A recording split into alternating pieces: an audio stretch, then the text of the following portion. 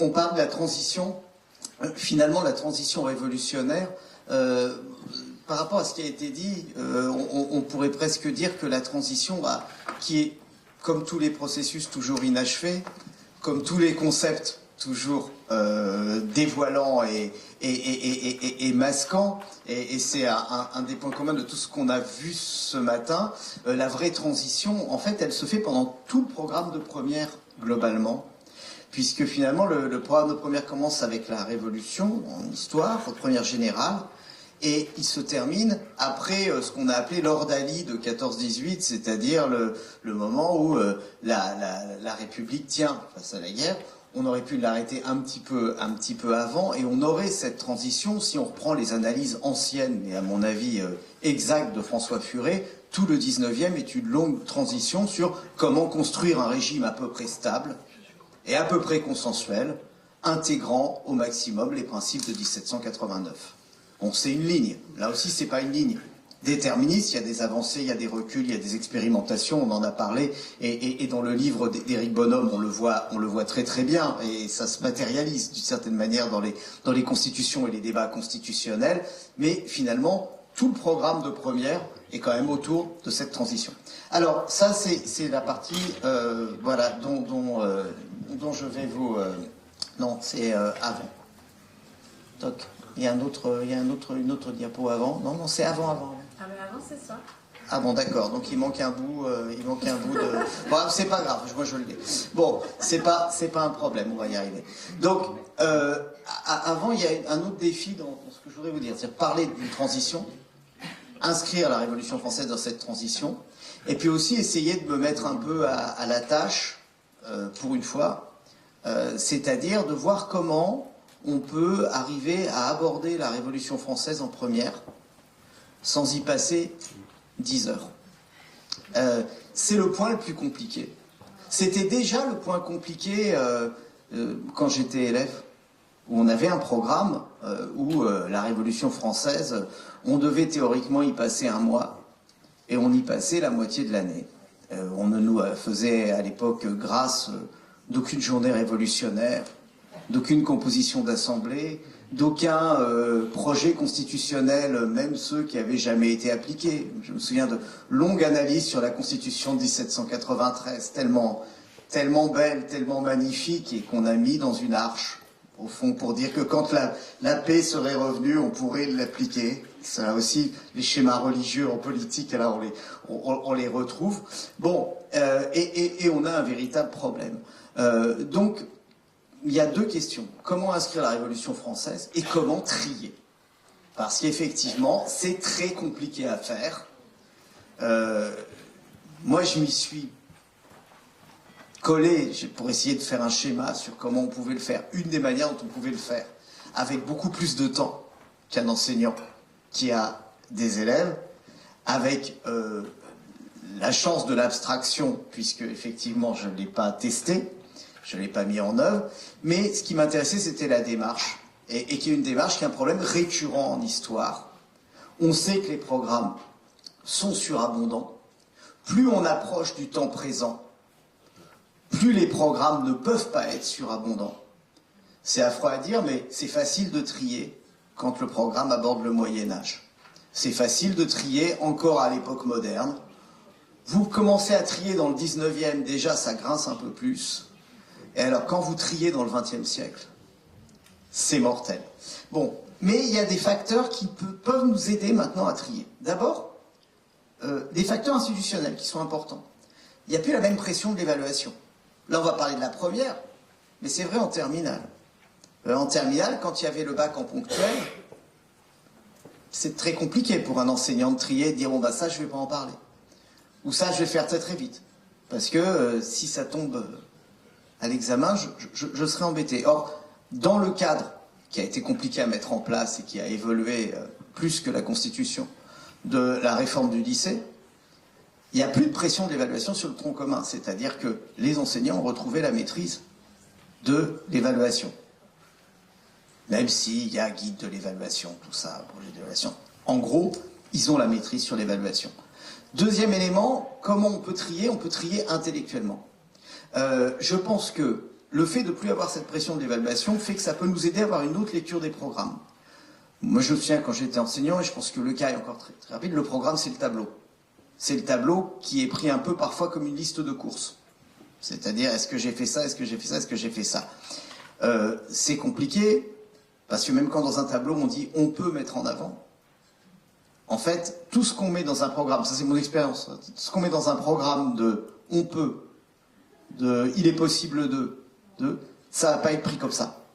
Ça va pas être analysé comme ça. Les on peut deviennent des on doit. Et en fait, on met des on peut en pensant que ça aide. En fait, ça n'aide pas. Parce que ça va être lu par les enseignants et même par l'ensemble des systèmes comme des on doit.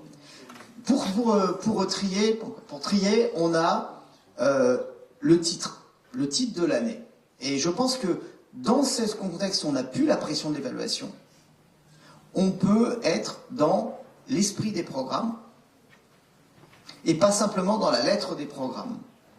Ça me semble quelque chose de très important. Ça veut dire que ça déplace le regard vers le préambule, vers les titres, vers la progression d'ensemble.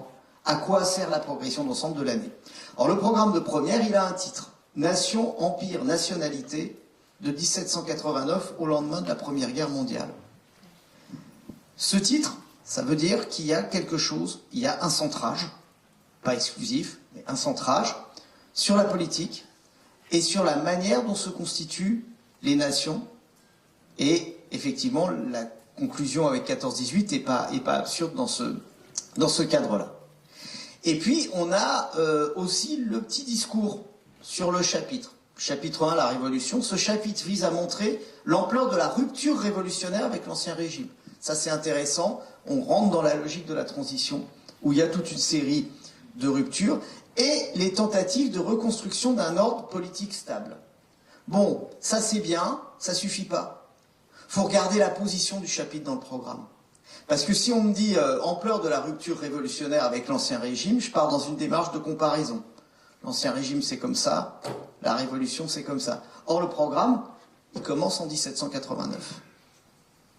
Donc, ça veut dire que ce que je vais avoir à faire, c'est quand même montrer cette rupture avec l'Ancien Régime, mais l'Ancien Régime, il est vu l'année d'avant, il a déjà été vu au collège, et ça veut dire aussi que je vais être attentif à ce qui dure dans la Révolution.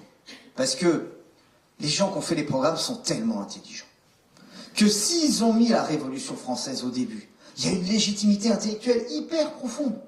Et en l'occurrence, ça va être de dire, bah justement, peut-être que l'histoire du programme de première, c'est tous ces nouveaux principes de 1789 et comment ils se heurtent à une réalité complète, multiforme, nationale, européenne, voire mondiale.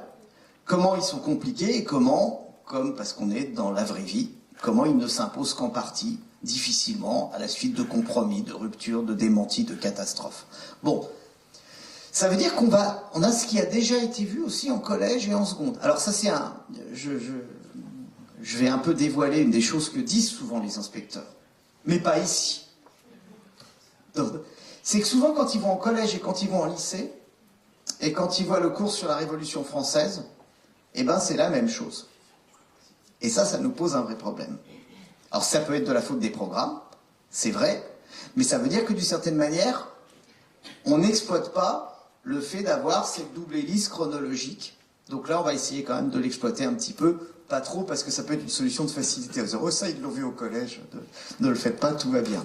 Par exemple, je vais vous proposer, dans ma vision à moi, mais qui est une vision, parce qu'à mon avis, justement, comme il n'y a plus la pression d'évaluation, on peut trier chacun à sa façon sur ce qu'on veut mettre en relief dans la Révolution. Je vous proposerai, par exemple, de faire l'impasse sur les cahiers de doléances.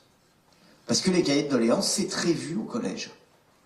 Et parce que les cahiers de doléances, ils disent beaucoup plus de choses sur la société d'Ancien Régime que sur ce qui se passe dans la Révolution. Et donc, les cahiers de doléances, c'est bien, mais là aussi, si on veut les aborder sérieusement, les cahiers de doléances, ça prend un temps terrible. Bon. Je vous proposerai d'autres impasses, en disant, finalement, ce qui ne dure pas, est-ce que, véritablement, le détail complet de la Constitution de 1791, qui n'a, en fait, pratiquement jamais fonctionné, le détail très précis de la Constitution du Directoire, qui a été très très vite totalement subverti, La Constitution de 93, n'en parlons pas. Est-ce que c'est vraiment important? Imaginez aujourd'hui qu'on a une Constitution, on fait une Constitution, elle dure 6 mois. Et on dit, oh bah, il va falloir l'étudier dans les livres d'histoire. Hein.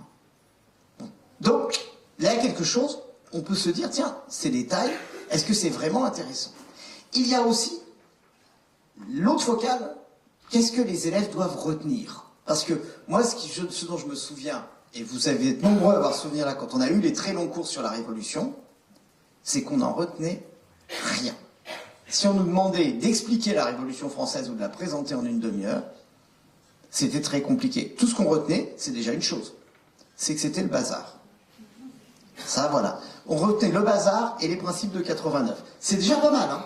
C'est déjà quelque chose de savoir qu'une période a été extrêmement complexe. Pour trier, enfin, on peut dire 2 dernières choses, ce qu'on verra plus tard.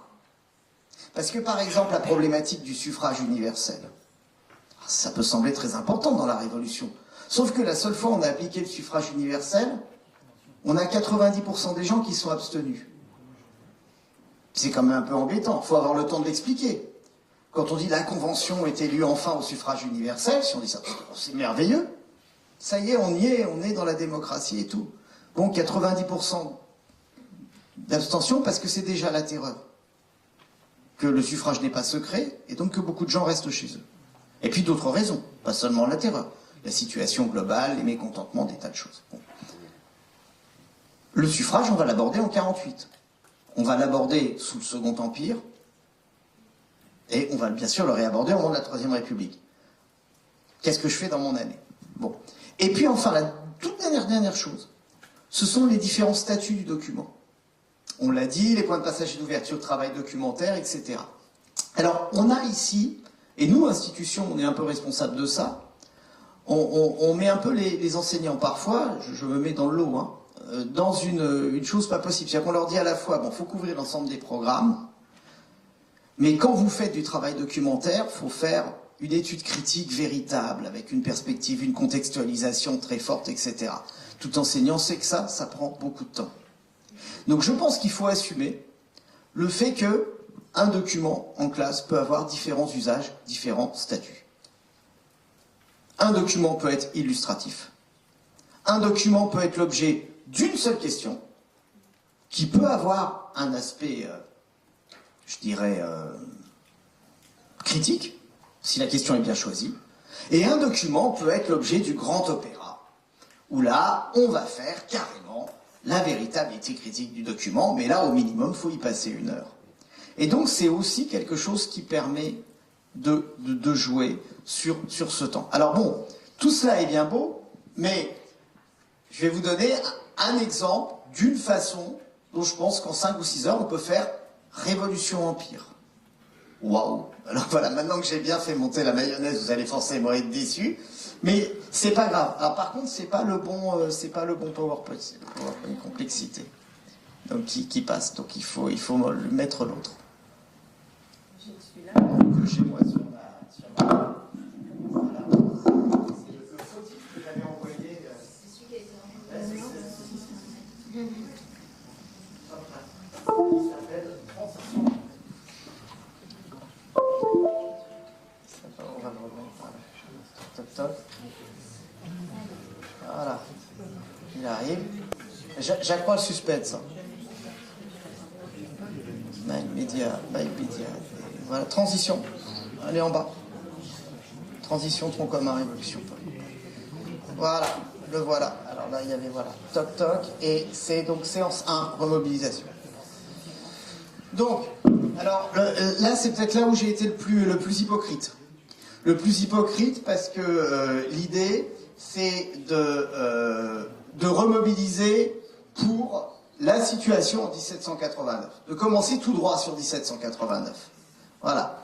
Je me suis inspiré d'un autre problème récurrent qu'on a, qui est la Première Guerre mondiale.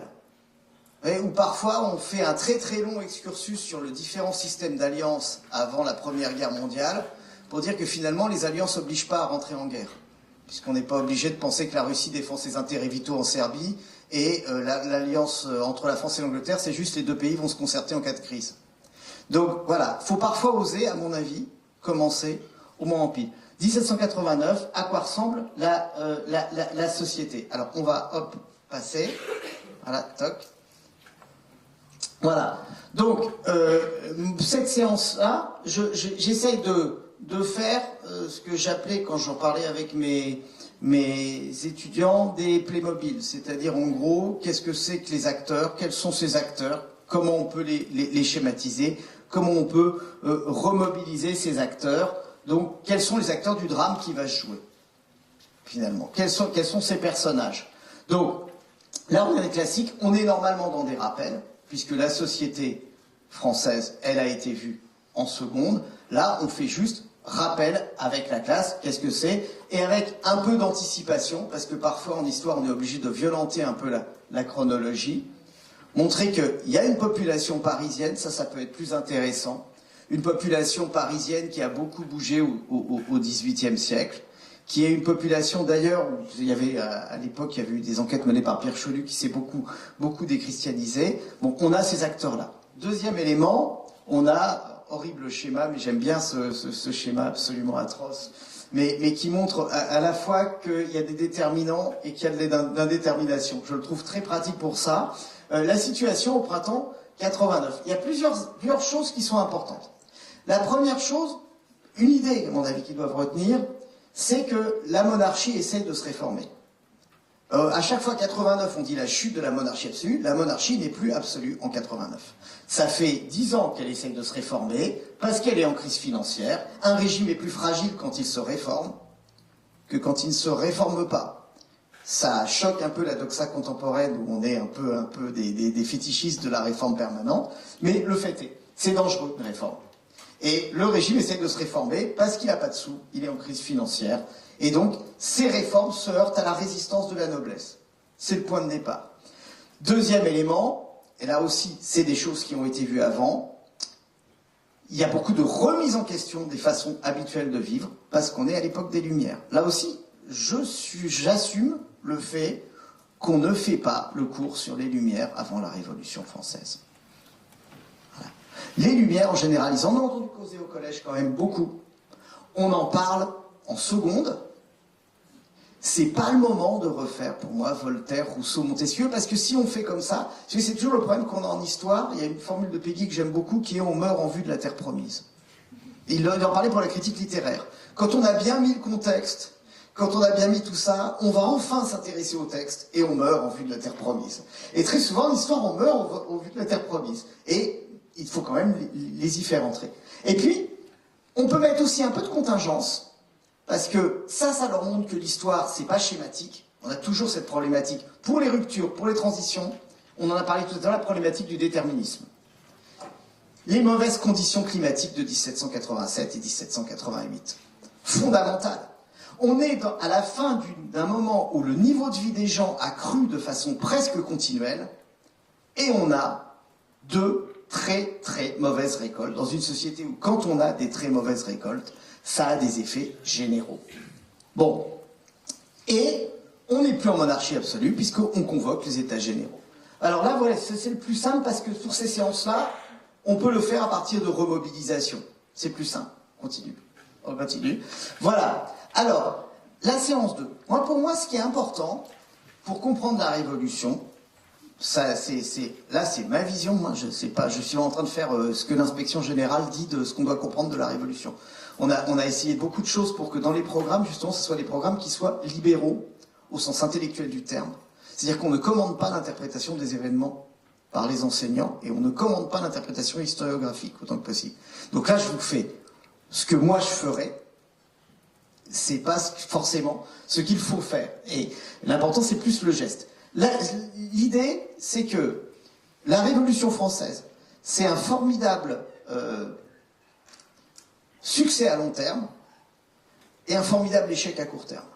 On ne va pas le dire comme ça aux élèves, parce que le négatif est plus retenu que le positif. Donc ils vont rentrer chez eux en disant « Papa, la dame en histoire géo, elle a dit que la Révolution française ne sert à rien. » Et vous allez avoir des problèmes, et vous allez passer pour le nostalgique de la monarchie absolue du coin. Donc on évite autant que possible. Mais en gros, c'est ça qu'il y a comme idée.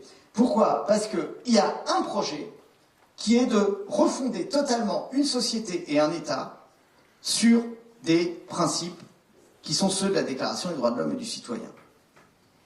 C'est un énorme projet, c'est un projet incroyable. C'est pour ça que beaucoup d'historiens disent toujours que cet événement demeure fondateur et surprenant. Et puis, on n'y arrive pas. On va essayer, on n'arrive pas à construire un ordre à partir de ça. Et d'une certaine manière, on va mettre un siècle à arriver à construire un ordre à peu près durable à partir de ça.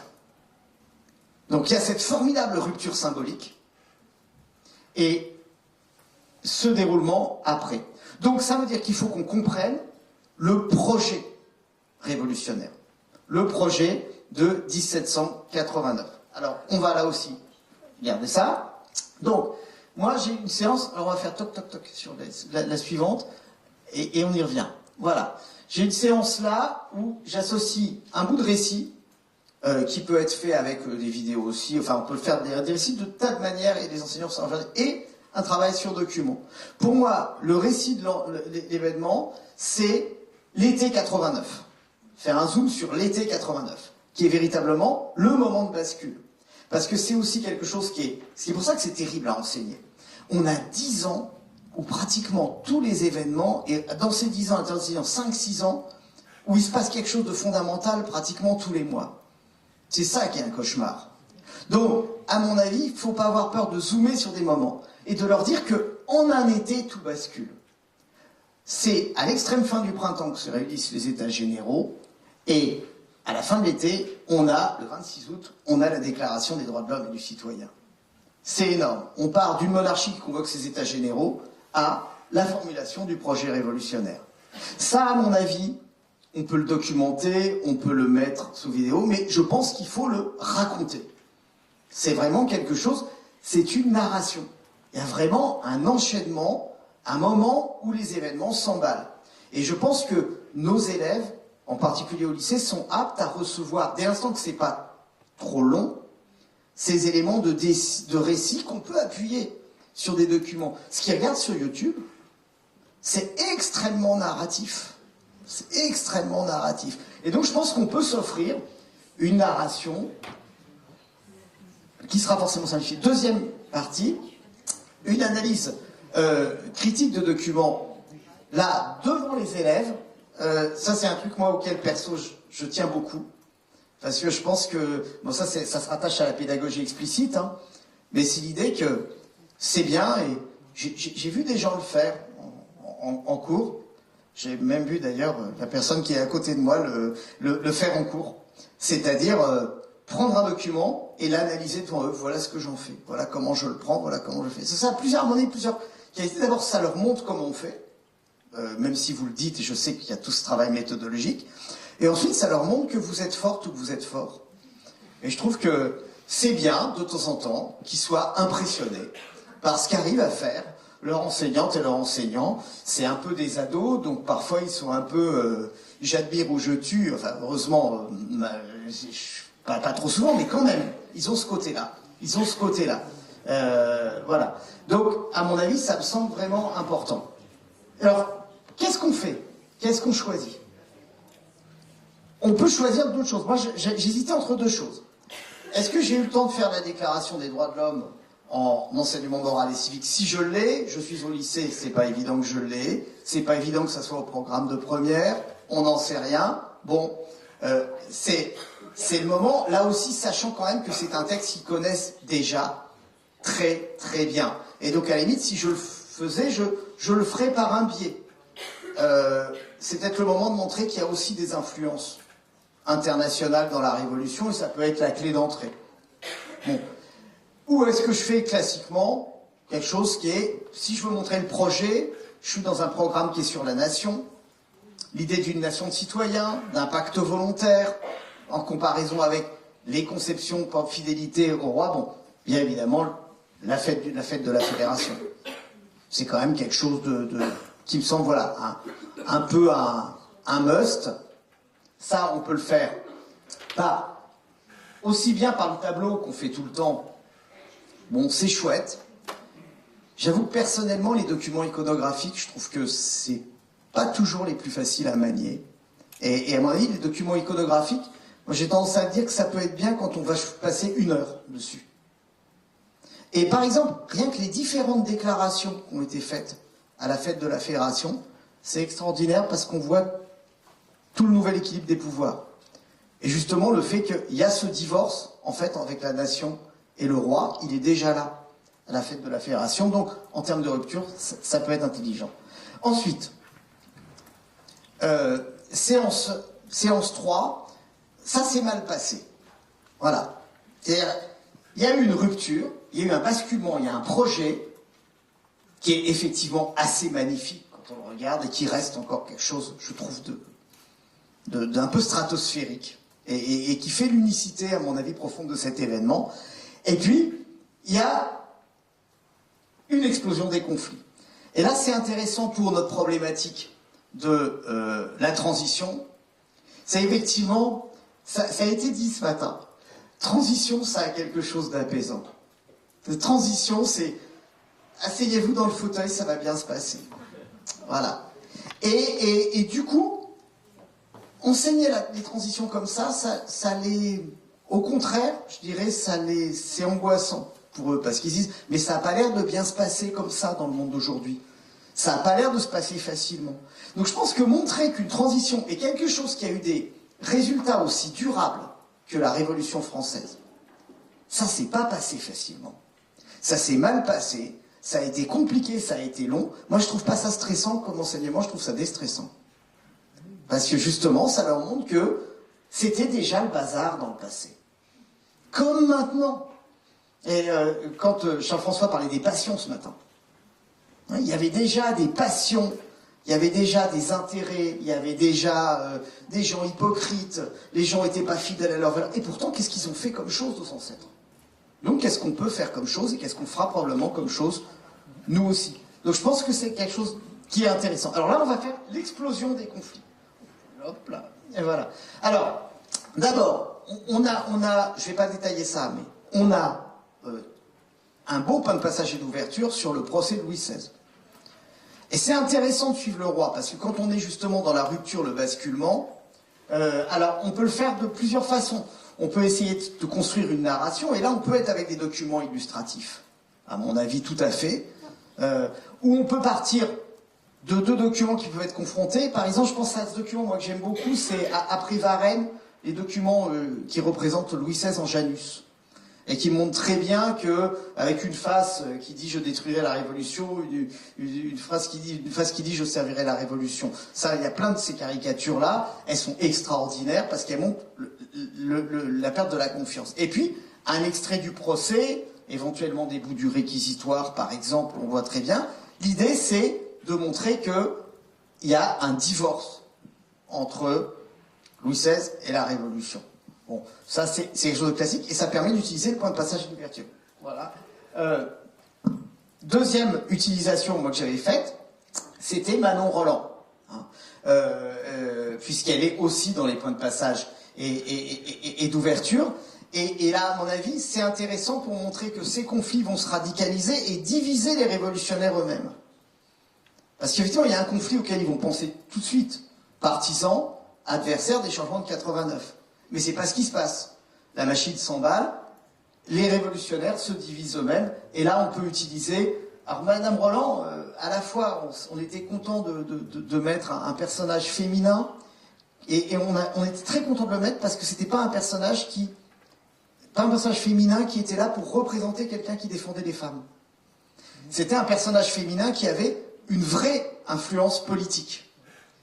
Même si, dans sa défense, elle essaye parfois de se réfugier derrière les « oh non, moi pas du tout, j'y étais pas, etc. » Mais quelqu'un qui a une vraie pensée politique, une vraie influence politique, donc là, on peut l'utiliser pour éclairer. On continue. Alors, pour tout ça, je me suis dit, si on doit trier et tout, ça peut être intéressant. Ça, c'est pas forcément ce qu'on fait avec les élèves, mais c'est une vue schématique. Et à mon avis, il ne faut pas confondre un programme qui est organisé chronologiquement avec une chronique. Il faut avoir une vue très schématique. Il faut assumer le schématisme. C'est affreux à dire, parce que effectivement, l'histoire est précisément une pensée de l'antischématisme. Mais là, on est dans l'histoire enseignée, il faut qu'il se repère. Et si on n'a pas de schéma à nuancer, l'histoire ne sera pas une pensée de la nuance.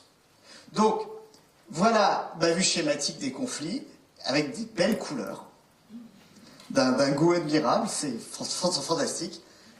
Premier conflit, la question religieuse. C'est le premier. Bon, si on a parlé du rôle de l'Église catholique quand on a fait la remobilisation, on comprend très bien. Deuxième conflit, les monarchistes constitutionnels et les républicains. Ça peut être une manière de réinstaurer Louis XVI, c'est-à-dire ça, tout ce qui se passe après Varennes, qui est assez terrible, et qui pourrit la Constitution de 91. Et troisième conflit, partisans et adversaires de la terreur. Alors, il y a eu, pendant un moment, on n'osait plus, on l'a remis dans les programmes, on n'osait plus parler de terreur, à cause d'un historien qui est par ailleurs un très grand historien, qui est Jean-Clément Martin, mais qui, à mon avis, là aussi c'est mon avis personnel, mais pas seulement, parce que quand on lit le dernier numéro du magazine L'Histoire sur la terreur, il y a bien quelque chose qu'on peut appeler la terreur et qui correspond à la terreur, mais c'est à mon avis, pour moi, un peu enfermé dans sa propre pensée qui est au départ très intéressante, et depuis des années, il est sûr, faut pas parler de terreur, il n'y a pas de terreur, ça n'existe pas, la terreur n'existe pas, etc. Bon, ok. Mais là, c'est toujours pareil, on a toujours le même problème avec les catégories en histoire. Voilà.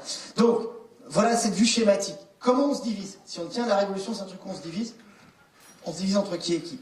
On continue. De même, j'avais dit, on ne fait pas le détail des constitutions. Non, à mon avis, c'est pas la peine.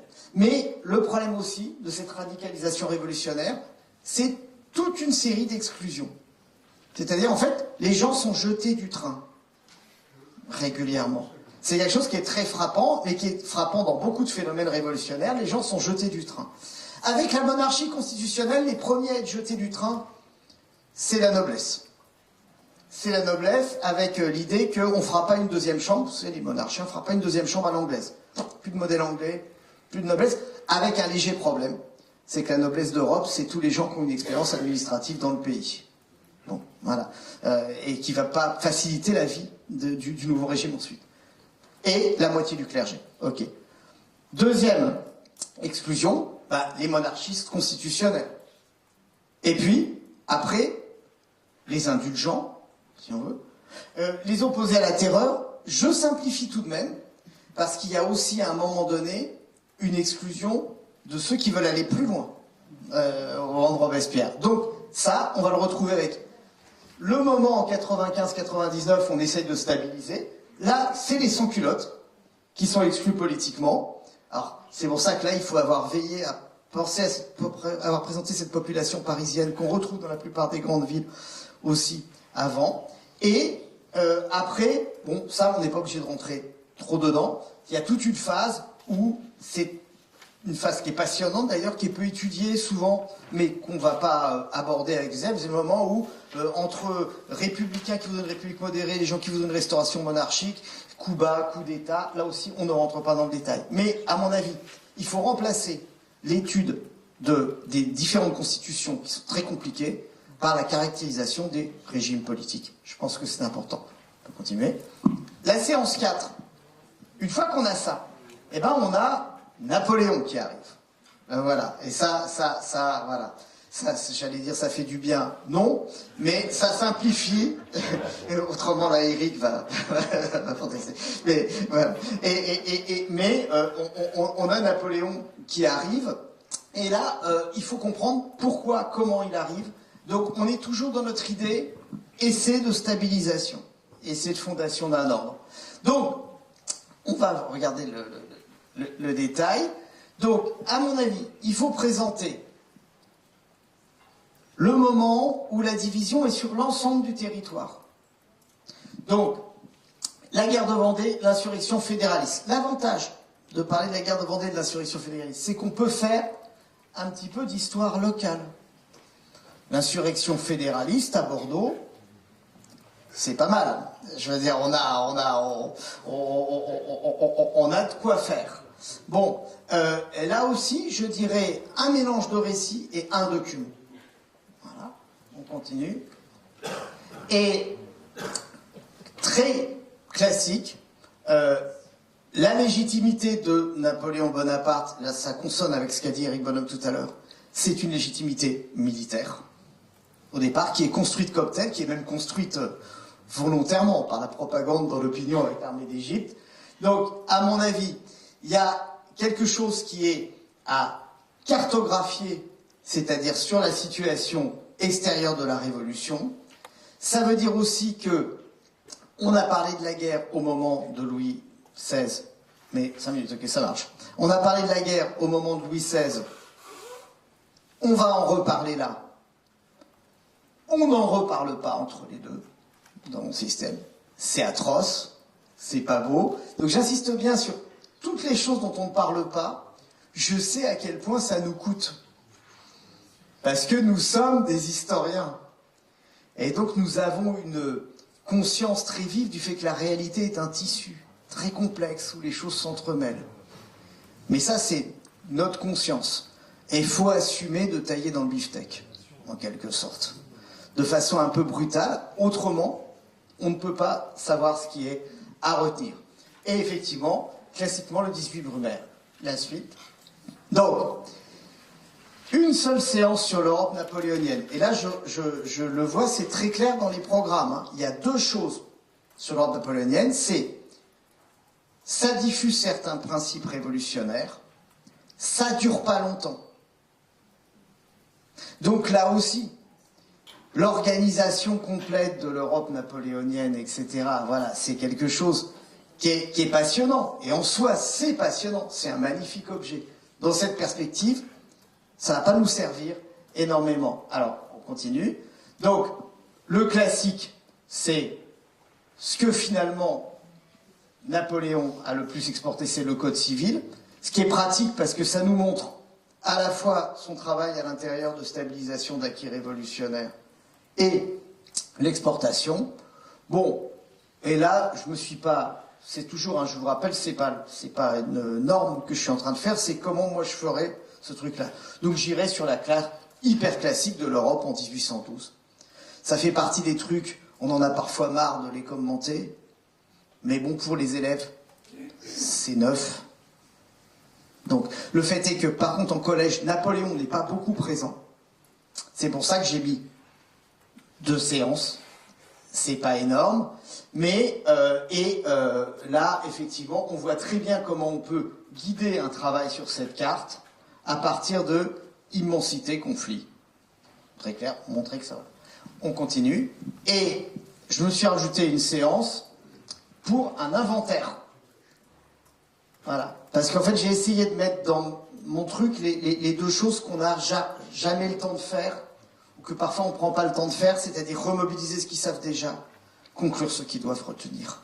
C'est toujours très très dur. Sur le papier, c'est super simple. Et là, je n'ignore pas que je suis sur le papier. Donc la séance 6, voilà. J'ai essayé de faire là un bilan sur unification-division. On peut en faire bien d'autres bilans. Hein. On peut en faire bien d'autres.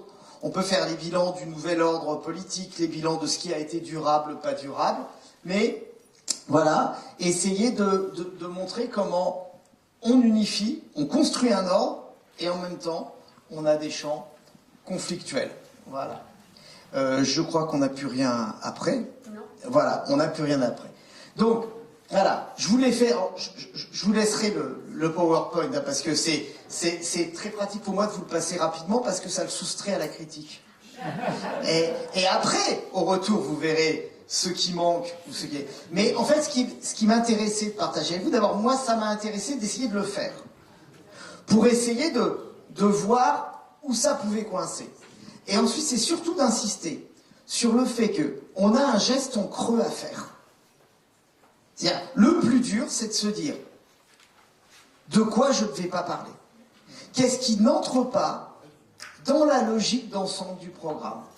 Et dans ce dont je ne vais pas parler, qu'est-ce que j'ai laissé de côté d'important qui pourront arriver plus tard, ou que je peux me contenter de remobiliser. C'est violent, mais c'est quelque chose qui est indispensable. Et je dirais que c'est un geste fondamental, mais très ancien, et un problème très très ancien, qui explique pourquoi c'est toujours compliqué, et ça reste compliqué, de boucler un programme en histoire. Je ne vous présente pas le miracle. Voilà. Donc, voilà. Merci beaucoup. Merci.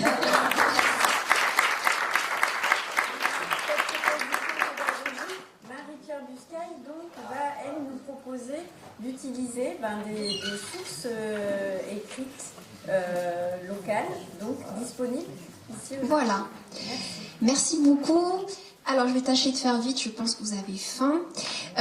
L'objectif de cette présentation, c'est de vous présenter 2 travaux que nous proposons à vos élèves, niveau collège, niveau lycée. Je vais plutôt insister sur le niveau lycée pour m'inscrire et faire écho, pour m'inscrire avec le thème de la journée, dans le thème de la journée, et faire écho à ce qui vient de vous être proposé. Je vous cache pas que sélectionner des sources parmi un fonds incommensurable, c'est faire preuve de renoncement. Ce fut très douloureux par moments de devoir renoncer à certaines propositions, à certaines idées, parce que notre objectif, quand vous venez en temps très limité. On sait que c'est compliqué, surtout pour les lycées. Donc c'est vraiment de s'inscrire dans vos progressions afin que vous puissiez réexploiter après en aval de votre visite les documents, ce qui vous a été proposé, de l'adapter également et puis de surtout faire travailler les élèves chez nous afin que ce soit le plus interactif possible, voire de différencier en fonction de vos demandes, en fonction de vos élèves, de différencier aussi les propositions et les consignes. Donc les trames que je vais vous présenter sont bien évidemment adaptables et complètent ce que vous pouvez trouver dans les manuels scolaires. Donc ce sont des ateliers qui sont envisagés en groupe. Un atelier niveau 4e et nous allons travailler sur les cahiers de doléances, leur contenu, et un atelier niveau 1er où nous allons analyser la fête de la raison qui s'est déroulée le 10 décembre 1793 à Bordeaux. Clic. Pardon. Je vais passer sur le niveau 4e assez rapidement. Donc on travaille, pour vous donner une idée des fonds, il faut différencier les cahiers de doléances à proprement parler, où il y a un inventaire des doléances et des suggestions qui sont proposées par les différents corps sociaux qui sont représentés après à Versailles. Et puis il y a le processus en amont, c'est-à-dire qu'on va élire le représentant de son ordre. Et donc, au cours de cette élection, il y a quand même tout un processus social qui n'est pas négligeable parce qu'on a toute la société d'Ancien Régime dans sa réalité, dans sa concrétisation à une échelle extrêmement locale. Et donc, pour vous donner une idée, on a plus de fonds qui concernent ce processus d'élection du représentant que de cahiers de doléances à proprement parler. 193 communes à peu près, peut-être la vôtre, 193 communes où nous avons le détail de cette élection. Environ 15 communes où nous avons les cahiers de doléances en entier et très bien conservés. C'est tout, sur tout le département. C'est très peu au final, hein. Et environ 3 communes pour la noblesse, à peu près autant pour le clergé. Donc il y a une surreprésentation évidemment des sources pour le tiers-état. Alors, on peut y aller, pardon. Ici le choix c'est de que vous puissiez visualiser un peu comment se présentent ces documents, la manière dont ils sont écrits, sont bruts. C'est l'exemple de Saint-Seurin d'Artic, c'est le procès-verbal du 6 mars 1789, procès-verbal qui est le document, donc vous voyez cette page complètement écrite, où on a tous les témoins, leurs fonctions, pourquoi ils sont venus, où a eu lieu l'élection, parfois c'est devant l'église, comment ça s'est passé, pourquoi ils ont choisi ce représentant, la manière dont aussi ils ont été convoqués, la publicisation du geste en fait, de cette cérémonie extrêmement ritualisée. Et puis ensuite, le document qui est le plus à votre droite, eh bien, c'est le cahier de doléances à proprement parler. Donc à chaque fois, on a 4 à 5 pages pour chacun des documents. Ça reste accessible pour des élèves de collège, d'autant plus qu'on les transcrit. Donc c'est francisé, pourrait-on dire, modernisé. Et donc là, on a vraiment les revendications telles quelles, brutes de décoffrage, pourrait-on dire, qui permettent de voir un petit peu leur doléances. Diapo suivante. Ici, c'est l'exemple de Blaye et nous avons ici le cahier de doléances du clergé. Donc pour le clergé, nous n'avons que les cahiers de doléances. Ce qui est intéressant dans ce cahier de doléances, donc vous voyez, le style et l'écriture est très différente, parfois clairement illisible, c'est très très détaillé. Il y a la liste donc des témoins, et puis ce qui est intéressant ici, c'est un peu un reflet du cahier de doléances du tiers-état. On a affaire à un clergé qui est au plus près du tiers-état, qui a des revendications pas similaires, hein, parce qu'il cherche aussi à signifier son statut au sein de la société, mais néanmoins, on voit qu'il y a une forme d'inquiétude vis-à-vis de ces brebis, pour le curé, vis-à-vis justement de ces paroissiens qui viennent tous les jours. Donc c'est assez intéressant de les étudier en parallèle, même si ce ne sont pas les cahiers d'une même commune. On peut néanmoins établir quelques comparaisons. Ensuite, l'intérêt, donc, c'est de comprendre le processus des états généraux à l'échelle locale, c'est-à-dire ce processus en amont de Versailles, et donc d'étudier l'état de la société d'Ancien Régime. Cet état, donc, cette étude passe par une série de consignes, vous voyez, qui font appel à des compétences, et évidemment, un peu avant, il y a une aide, il y a un lexique, des éléments d'explication, le texte est transcrit, et puis on peut adapter les consignes pas à pas, c'est-à-dire aller de la tâche simple vers la tâche complexe pour vos élèves, pour adapter un peu au niveau de vos élèves. On va étudier dans le détail les rituels de convocation, la manière dont les personnes se réunissent, la publicisation de cette rédaction, la manière dont le texte est formulé aussi, qui fait appel aussi à des codes sociaux, implicite ou explicite, les participants, leur statut au sein de cette communauté, à cette échelle-là, et l'authentification qui est quand même très importante. C'est pas une authentification royale, c'est une authentification locale. Et c'est d'autant plus intéressant de l'étudier quand on étudie une société d'Ancien Régime. Oui, merci. On va après, in fine, aboutir à ce tableau à l'échelle locale. Quelles sont les doléances? Les suggestions aussi, elles sont d'autant plus intéressantes. Ils n'hésitent pas à proposer et à être force de proposition. Et quel rapport entretiennent-ils avec le roi? Parce qu'il est là, ce rapport, il est en filigrane en fait. Comment vont-ils s'adresser au roi? Pourquoi ils choisissent ce représentant? Comment ils organisent son voyage? Et comment le roi apparaît-il à travers ces cahiers de doléances? Voilà pour l'atelier niveau 4e. Je passe rapidement, je vais m'appesantir un peu plus sur l'atelier de niveau 1er, donc qui est issu d'un fonds qu'on appelle, je crois qu'on peut passer à la diapo suivante. Oui, le fonds 3L 346, qui est un fonds, une forme de gloubi-boulga de documents divers et variés sur la Révolution, qui est d'une chronologie très très large. Et donc, au milieu de tout ça, on a 8 pages à peu près qui décrivent en détail la fête de la Raison à Bordeaux du 10 décembre 1793. J'ai donc choisi de travailler sur ce document car il me semble qu'il cristallise à lui tout seul un certain nombre d'enjeux du programme, la construction d'un ordre politique à l'échelle de la ville de Bordeaux à travers un cortège qui est minutieusement organisé, minutieusement hiérarchisé, minutieusement spatialisé et qui par ailleurs montre qu'on cherche à transformer la ville, à se l'approprier, ne serait-ce que par la républicanisation des lieux par lesquels va transiter le cortège. Diapo suivante. Donc la problématique, c'est d'analyser cette fête comme une rupture avec l'Ancien Régime, donc, et comme la légitimation d'un nouvel ordre social et politique. On cherche à le rendre visible, ce nouvel ordre politique et social. La fête, elle génère aussi une forme d'unité à l'échelle de la ville, ne serait-ce que par les différents intervenants lors du cortège, lors de cette fête. Et c'est aussi un moment d'appropriation du politique, parce que ce cortège est censé unifier une société urbaine unie autour de certains principes révolutionnaires comme l'égalité, par exemple, et la liberté. Je vais m'expliquer. Pareil, même processus, on travaille en groupe. Il y aurait 3 groupes. Donc en fait, on divise la classe en 2 ou en 3, donc ça fait une dizaine d'élèves à chaque fois qu'il fait l'atelier 10-12, on peut diviser par 3.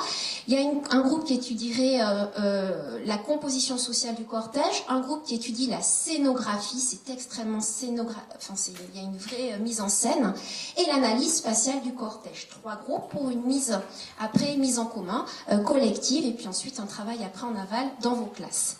Des aides qui sont fournies également du même type que pour le collège, un peu plus approfondies puisqu'on est en lycée. Donc, pour l'analyse du cortège, par exemple, les élèves sont invités à recenser les différents intervenants, leurs fonctions, les éléments visuels et leur symbolique. C'est très visuel, extrêmement visuel, et je vais vous montrer quelques passages. Les éléments sonores, il y a de la musique, beaucoup de musique, et leur symbolique. Et enfin, ils vont cartographier à partir d'un plan de Bordeaux fin 18e ce cortège pour voir les lieux, en fait, les nouveaux pôles de cette société urbaine révolutionnaire. L'analyse du cortège, par exemple, les intervenants. Un tout petit exemple, ici il est indiqué qu'il y a 20 canonniers qui se tiendront autour d'un faisceau d'armes surmonté du bonnet de la liberté, tenant chacun un ruban tricolore attaché au faisceau et formant un cercle. 5 bannières, la première avec cette inscription, journée du 14 juillet. La seconde, 5 et 6 octobre. La troisième, 10 août. La quatrième, 2 septembre. La cinquième, 34 mai. Et c'est comme ça tout le temps. Donc on a des groupes de personnes, on a plusieurs dizaines de personnes qui participent à ce cortège, chacun a une fonction bien précise, a un nom, porte quelque chose ou une inscription, porte une couleur. Là, il y a une symbolique féminine aussi extrêmement importante. Et donc, il y a un ordonnancement avec parfois des petits commentaires en marge. Lorsqu'il est question des États-Unis, par exemple, il y a des représentants des États-Unis. Et donc, il est posé en question, tiens, il faudrait peut-être inviter le représentant. Des petites choses comme ça, des petites anecdotes qui rendent le document un peu plus croustillant, un peu plus réel. Les éléments visuels, je vous en mets ici, c'est cette femme, la liberté, c'était une comédienne, représentée par une belle femme, vêtue de blanc, tête nue et les cheveux flottants, sera portée sur un brancard, assise dans un fauteuil et ainsi de suite, donc elle est entourée. Elle tiendra à la main une pique surmontée du bonnet de la liberté, 800 culottes porteront le brancard, et ainsi de suite. Il y a des bustes de Marat, par exemple, le Pelletier. Donc c'est vrai que derrière, ça demande un bagage. Il y a des dates, il y a des noms de personnages, tout ça est explicité. Reste après à voir si on peut approfondir ou pas avec les élèves, ça sera à vous de nous dire si on peut aller un peu plus loin encore et essayer de voir pourquoi le choix de ces personnages. Les éléments sonores et leur symbolique, la musique composée par Beck, donc c'est un musicien en fait qui a été mobilisé énormément pour cette fête de la fédération. Donc des mélodies, c'est intéressant, là on est à la fin, tantôt mélodieuses, tantôt guerrières, parce que oui, c'est extrêmement militarisé, cette fête de la fédération, extrêmement militarisée. L'armée est présente, la nouvelle armée est présente, et elle est au devant du cortège. Ce ne sont pas les représentants qui sont au devant du cortège, les nouveaux représentants en fait, ceux qui gèrent la ville, eux ils sont au milieu de cortège, c'est l'armée qui mène le cortège. Il faut savoir qu'en plus, 10 décembre 1793, on est dans une reprise en main, entre guillemets, de la ville par ceux qui sont envoyés par Paris, en fait, soyons clairs, qui cherchent à reprendre la main et qui donc organisent cette fête dans le but de créer une unité après un temps de transition, pourrait-on dire, à l'échelle de la ville, qui dure à peu près le printemps et l'été 1793. Donc on est dans une transition de transition, pourrait-on dire. Cartographie, le lieu de rassemblement c'est le Champ de Mars près du jardin public, la fête, le temple de la raison c'est l'église Notre-Dame, pas très loin de la place des grands hommes, qu'ils vont complètement travestir pour cacher tout ce qui pourrait être religieux dans l'église et à l'extérieur de l'église. Donc ils vont pouvoir cartographier les différents éléments, le cortège et les nouveaux lieux de cette civilité, pourrait-on dire, républicaine. Avec un tableau, où on donne en fait la traduction, les anciens noms de rue et les nouveaux noms de rue, pareil pour les places, afin que les élèves puissent se repérer. In fine, on va pouvoir réfléchir sur ce cortège qui représente un nouveau corps social, politique, unifié, parce que de facto, par tous ces différents éléments d'analyse, on arrive à deviner la formation d'un nouveau corps politique. Et la républicanisation de la ville, d'autant plus prégnante avec le contexte que je viens d'évoquer avec vous. Voilà. Je pense que j'ai passé très vite, à bon escient, excusez-moi si j'étais trop longue, c'est bon. Et donc si jamais vous voulez nous contacter, voilà, vous avez ici les coordonnées, pour certains vous me connaissez déjà. Je vous remercie.